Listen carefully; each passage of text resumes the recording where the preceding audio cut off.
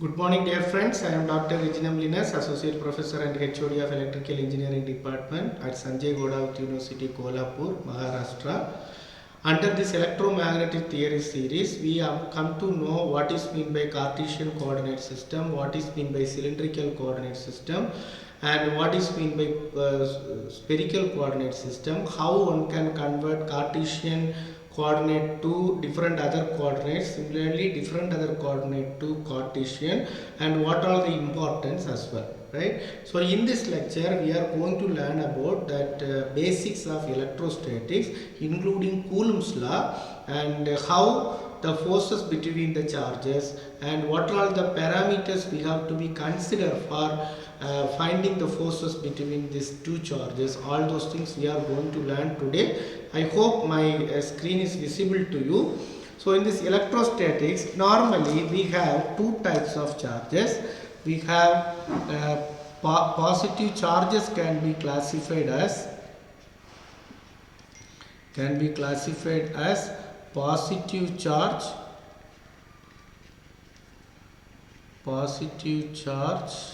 and negative charge.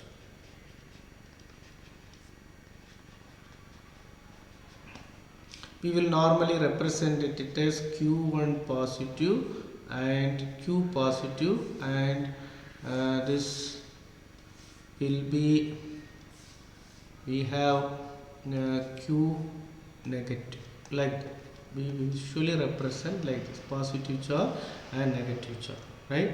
So now if we have positive charge, if we placed one region in this place, what I have placed one positive charge, what this positive charge will do, its electric field, electric flux lines will be away from the charge. Electric flux lines will be away from the charge. This is electric flux, or otherwise you can call it as electric field lines. Electric field line. At the same time, if you take it one negative charge, you can take it Q negative. So this electric field lines will be towards this charge.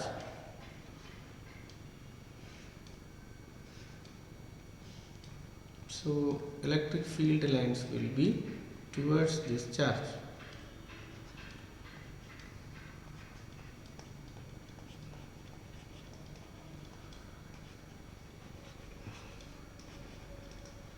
Towards this charge. So now if you see this, we have positive, how the electric field will be, how it will negative, how the electric field will be. Now you assume that we have placed one positive charge here, we have placed one positive charge here, and we have placed negative charge here, Q negative. So the field lines will be, you can see these field lines, I will draw it in using another color. So field lines, this is away from the charge and this will be towards the charge. So we can draw these field lines will be like this.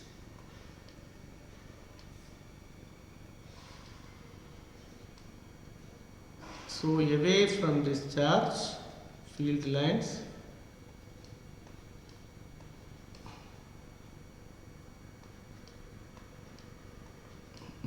then at the same time if we have so these two poles are unlike poles, so it will have this attractive force.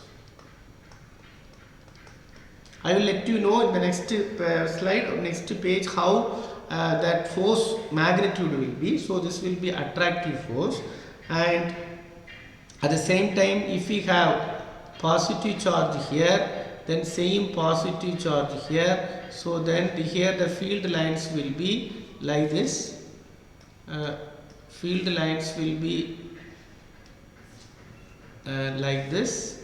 So it will have repulsive force, so all are out.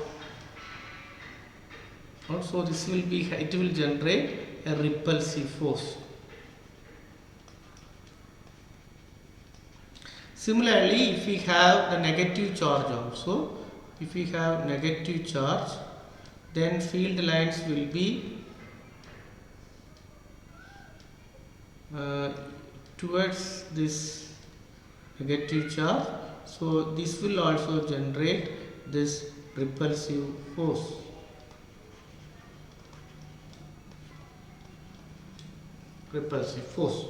So let me explain now how the force will be, how the forces, whether it may be positive charge or negative charge, or both are like poles or unlike poles.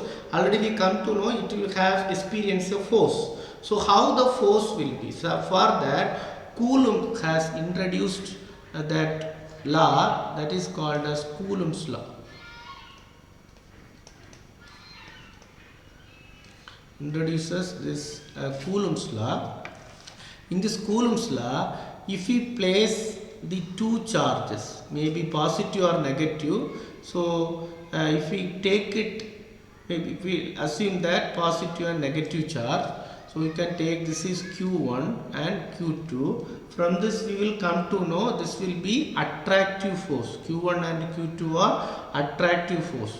So the forces between these two charges, this forces between this distance between these two, we can write it as distance is maybe R12. Distance will be R12. So now it has experienced the attractive force, right? It will experience this attractive force. The forces generated by these two charges is directly proportional to the Q1 and magnitude of, this is the unit is in Coulomb, this will be unit is in Coulomb. The forces between these two charges is directly proportional to the magnitude of these two charges, and the next condition is forces between the two charges the indirectly proportional to the line joint square of the distance between these two charges, square of the distance between these two charges. Therefore we can combine both. F12 is directly proportional to Q1 Q2 divided by R12 square, Q1 Q2 divided by R12 square. So now we already know the force is the vector quantity, right? Force is the vector quantity. So vector quantity. So what is mean by force? So it is, has some direction, right? So this force direction will be the direction of the line joining Q1 and Q2.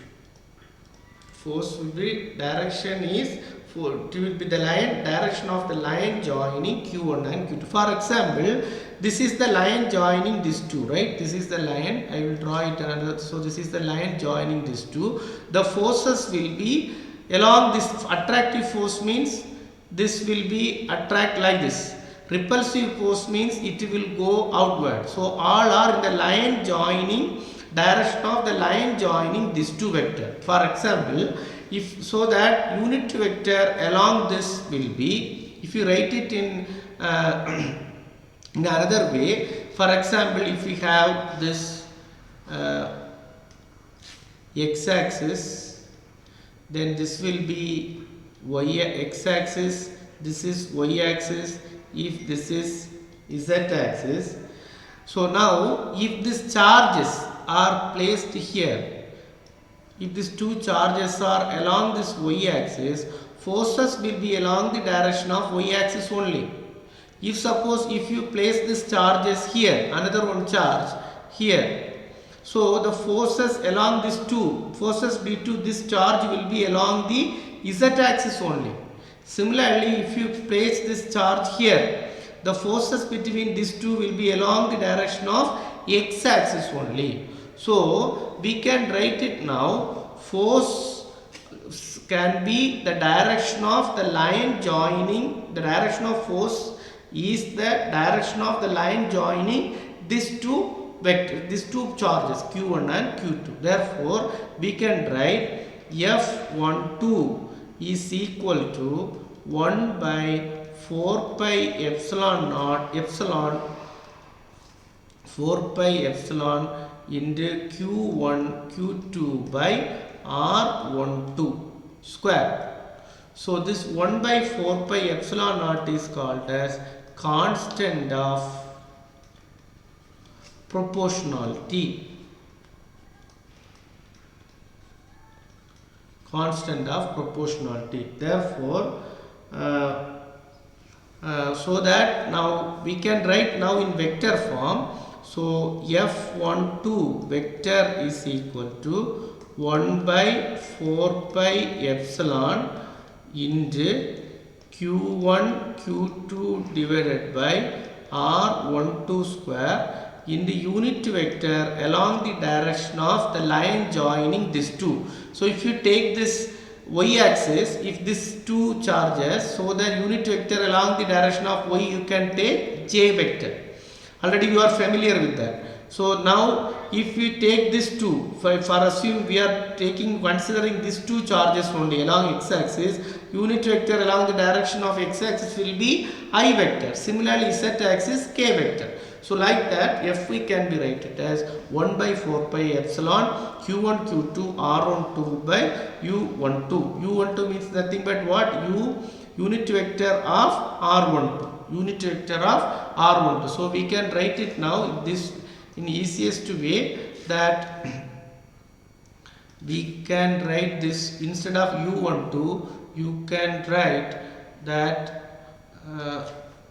r12 gap means unit vector along the direction of joining the charges 1 and 2. So we know unit vector is nothing but r12 unit vector can be written as r12 vector divided by determinant of r12 vector. So now we can write now f12 vector equal to 1 by 4 pi epsilon naught q1 q2 divided by r12 square. R1 cap I can substitute now, r12 vector divided by r12 determinant. So now this is also determinant, r12 also determinant, this is also determinant. So we can write 1 by 4 pi epsilon, this is not epsilon naught, epsilon q1 q2 divided by r12 cube into r12 vector. So now epsilon is nothing but permittivity.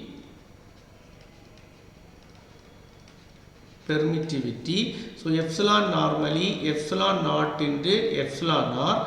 Epsilon naught is the permittivity of vacuum and this is called as relative permittivity of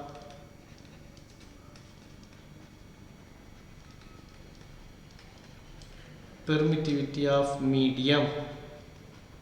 So normally in vacuum epsilon r equal to 1, therefore epsilon equal to epsilon naught. Epsilon naught is nothing but 8.854 into 10 to the power minus 12 farad per meter.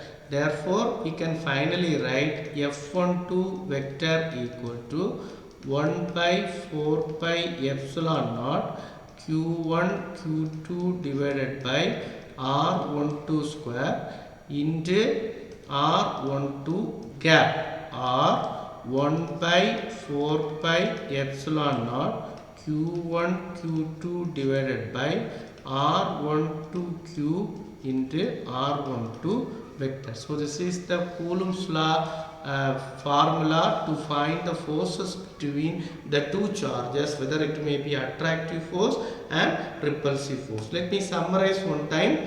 So here the positive charges, electric field will be away from the charge, and the electric field, negative charges, electric field will be towards the charge, and we already understood how these forces will be attractive force and repulsive force will be. Then we came to know what is meant by Coulombs law. In this Coulombs law, the forces between the two charges is directly proportional to the magnitude of these two charges and inversely proportional to the square of the distance between the two charges, and the particular force is the direction.